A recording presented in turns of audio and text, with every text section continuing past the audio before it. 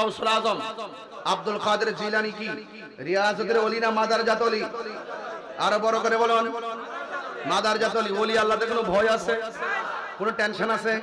কোনো চিন্তা আছে? এই দেশে ওলি আল্লাহ না আইলে কি ইসলাম চিনতাম? আমরা কোন কাপড় পরতাম? দুটি কাপড়, লেংটি। কি পরতাম? লেংটি। এমন একটা মুহূর্ত গেছে বাংলাদেশে, গরু জবাই করতে গেলে কি পড়তে হয়? কথা কেন? গরু জবাই করতে গেলে কি পড়তে হয়? আল্লাহু আকবার বলা গেছে না? আল্লাহু আকবার বলে যে গরু জবাই করবেন, সেটাও তো পারেন নাই। এটাই তো বাংলাদেশের ইতিহাস। সেই এখন বাড়ি বাড়ি ঘরে ঘরে জবাই হয়, আল্লাহু আকবারের স্লোগানে এই দেশ মুখরিত হয়। এই দেশ আউলিয়া কেরামের দেশে রূপান্তরিত হয়েছে। এই দেশ আউলিয়া কেরামের দেশ। আউলিয়া কেরামদের মাধ্যমে মদিনার আদর্শের মালা আমরা গলায় পরিধান করেছি। সিন্নি খাইলেন কার দ্বারা? মোল্লা ছিলেন না। আল্লাহর মাজারকে যারা ভাঙার ষড়যন্ত্র করে, নিঃসন্দেহে ওরা ইবনু আব্দুল ওয়াহাব নজদির নাতির ঘরের ফতির ঘরের প্রতি।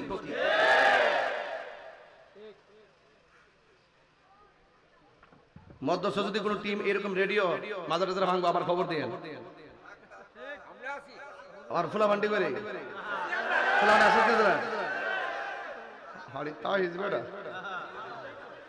মারহাবা জোরে কর। দরকার আছে কিনা বলেন? আমি জায়গায় তুলতেছি, আমি আপনাকে জায়গায় তুলতেছি বাজান। আপনার আব্বার যদি কবর দে, একবার যদি আয় বাপ একটা বন্ড আছেন, কবর থেকে তুললে আগুন দা ফিরালাম, আমার কাছে কেমন লাগবো? তো এটা তো পরিষ্কার কথা। একবার দুনিয়া থাকা অবস্থায় যদি সুদখোর হয়, ঘুষখোর হয়, বন্ড হয়, দুনিয়া থাকতে বিচার করতা, সমাজ সমাজলে বিচার করতা, মামলা করে বিচার করতা। লোকটা মারা যাওয়ার পরে বিচার করা দায়িত্ব কার? তুই তুললে কি লেগে? তুই কোন নম্বরে? তুই ফুলা বললে ঘুরে যাস গা। এই তুই ফুলা বললে ঘুরে যাস গা।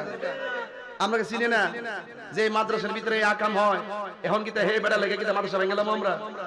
এই মাদ্রাসা ভেঙেলাম মাজারে বন্ডামি হয়। আর বেড়া যে বেড়া করছে হে বেড়া দরগা।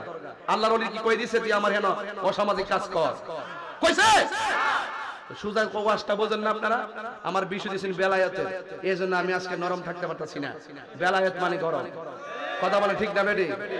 আল্লাহর ওলিরা চোখের দিকে এমনি, এই আল্লাহর ওলিদের চোখের সামনে দিকে সাবধান থাকেন।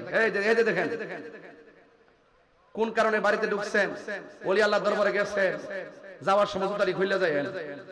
আর ওলি আল্লাহ দরবারে গিয়ে আমরা টিয়া আছে দিকা ওই পিসাবের পিসাবুদের পাশে যায় চেয়ারটা বয়ে যাবেন গিয়া টিহার গরমে। ইত্তা ওলি আল্লাহ দরবারে চলে না। মুর্শিদের দরবারে টিহার বাহাদুরি চলে না। মুর্শিদের দরবার নবাবির জায়গা না, এটা গোলামির জায়গা। কিসের জায়গা? এটা গোলামির জায়গা। কথা বলেন ঠিক কিনা? এই জন্য কোটিপতির যে মূল্য, রাস্তার ফকিরের সেই মূল্য, পীরের কাছে সবাই সমান। কথা বলেন ঠিক কিনা? আমার ভাইয়েরা, গাউসুল আজম আব্দুল কাদের জিলানী, সুবহানাল্লাহ। এই পৃথিবীতে দুইটা সন্তানের কথা বলবো। একটা সন্তান মার পেটে থেকে মারে জিজ্ঞা আম্মা কেমন আছেন? মা কই খুব ভালোই আছি। আবার সন্তান পেটে থেকে মারে জিজ্ঞাসা করে আম্মা কখন ঘুমাইবেন? মা কই এই তো কিছুক্ষণ পরে ঘুমাই যাবো গা। আবার পেটে ভিতরে থেকে কি পুত্রে আম্মা আপনি ঘুম তো উঠতেন না? মা তখন সন্তানের আওয়াজ শুনে ঘুম থেকে উঠতো। ওই মার নাম হলো মরিয়ম, সন্তানের নাম হলো ঈসা রুহুল্লাহ। আরো বড় করে গেল সুবহানাল্লাহ। আর একটা সন্তান আছে, মা যখন হাসি দিত সন্তান পেটের দিকে উত্তর দিত। এটা কি সাধারণ কোনো খবর? এটা কি সাধারণ খবর? বৈরব বাজার পাওয়া যায়। মা হাসি দিত, সন্তান কি করত? পেটের ভিতর থেকে কি করত? উত্তর দিত। সন্তানের নাম হইল হুজুর গাউসুল আজম আব্দুল কাদের জিলানী, আর মার নাম হইল ফাতেমা। তো যে বাচ্চাটা পেটের ভিতর থেকে মার হাসির জবাব দেয়, এই বাচ্চাটার উপরে খোদাই রহমত আছে না নাই? এবং শুধু এটা না, তিনি পহেলা রমজান দুনিয়াতে আগমন করছেন। দিনের বেলা কোনো দুধ পান করে নাই। সন্ধ্যার টাইম হইলে দুধের স্তনের মধ্যে মুখ লাগাইছে। তিনি বুঝাইছেন যে রমজান মাস চলতেছে, দিনে তো আমি খাইতে পারি না। উনি মাদারজাত ওলি, তার প্রমাণ। 2 নম্বর প্রমাণ, তিনি ছোট্টবেলা যখন বন্ধু বান্ধবের মাঝখানে যেতেন, তখন একটা লোক বলতো, এই ছেলেরা রাস্তা ক্লিয়ার করো, রাস্তা ক্লিয়ার করো, রাস্তা ক্লিয়ার করো, মাদুল বিছায় দাও, মাদারজাত ওলি আসছে। তখন বন্ধুরা বলতো, ইয়া আব্দুল কাদের, আপনি একা আসছেন, আমরা আছি, আমরা কোনো কথা বলি নাই, আপনিও বলেন নাই, কে যেন বললো রাস্তা ক্লিয়ার করতে, আর বললো একটা মাদুল বিছাই দেওয়ার জন্য, আপনি সেখানে বসবেন। এই লোকটা কিন্তু দেখি নাই। গাউসুল আজম ছোটবেলায় কয় তিনি হলেন আল্লাহর প্রেরিত একজন ফেরেশতা। ছোটবেলায় মা বলছে, পুত্র ল মক্তবে ল, মক্তবে গেছে, উস্তাদের কাছে যাইয়া কইছে আমার পোলাটার একটু আরবি পড়াইবেন। মা ডাক দিয়ে কয়, হুজুর একটু ভালো করে পড়ায়েন। উস্তাদে কয় পড়া আউযুবিল্লাহ, ছাত্র ছোটবেলায় কয় বিসমিল্লাহ। উস্তাদে কয় পড়া আলিফ, ছাত্র পড়ে বা। উস্তাদে কয় তা, ছাত্র পড়ে সা। উস্তাদে কয় আলহামদুলিল্লাহি রাব্বিল আলামিন, ছাত্র বলে আর রহমানির রহিম। এবার উস্তাদ ডাক, তোমারে বলতেছি একটা পড়তে, তুমি পড়ো আরেকটা, আমি পড়ি আগে, তুমি পড়ো আরো সামনে। ঘটনাটা কি তা? হ্যাঁ, তোমার মা তোমারে শিখাই আমার কাছে পাঠাইছে আমার পরীক্ষা করবার লাগিয়া। গাউসে পাক ডাক দিয়ে কয়, না, আমার মা আমারে শিখাইছে না, আমি আমার মার কাছ থেকে শিখছি। জি, থ্যাংক ইউ। আমার মা আমারে শিখাইছে না, বরং আমি শিখছি। দুইটার মধ্যে পার্থক্য আসেনি? আর পার্থক্য আসেনি?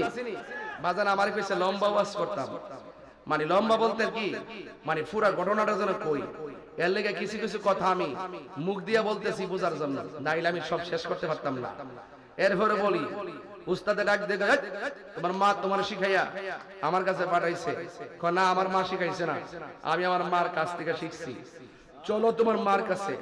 এবার মার কাছে গেছে, যাওয়ার পরে জিজ্ঞেস করে, আব্দুল কাদেরের মা, আপনার সন্তান আরবি শিখাইয়া আমার কাছে পাঠাইছেন, আমার পরীক্ষা করতো না? না না না না, আমি তো পড়াইছি না। এখন আব্দুল কাদের জিলানী রহমাতুল্লাহ আলাইহি বলেন, হুজুর আমি কিন্তু একবার বলছি আমার মা আমারে শিখাইছে না, আমি আমার মার কাছ থেকে শিখছি। কত লাইন শিখছো? জিজ্ঞেস না কত দূর শিখছি? কত দূর শিখছো? কয় আমি মার কাছ থেকে 18 পারা কোরআন শিখছি।